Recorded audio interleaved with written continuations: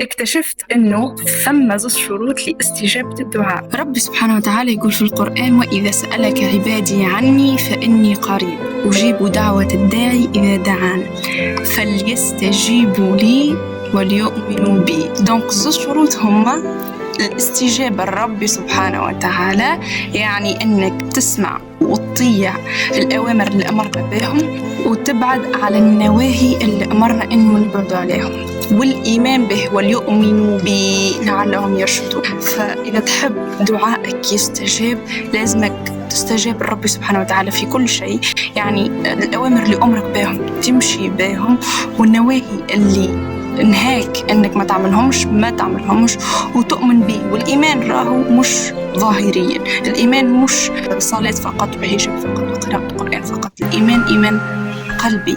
الايمان هو انك وقت اللي تطيح في مأزق تؤمن فعلا انه رب سبحانه وتعالى باش يخرجك من المأزق هذاك. الايمان هو انك كي تبدا حاجتك بحاجه طول تلتجأ للرب سبحانه وتعالى. الايمان هو انك تتوكل على ربي، هو انك تثق في ربي، هو انك تسلم كل امورك ليه. والحاجات زاد الأخرين، يعني هذا لا يمنع أنهم بالطبيعة يفيدوا، ولكن العباد اقتصروا الإيمان فقط في الحاجات الظاهرية.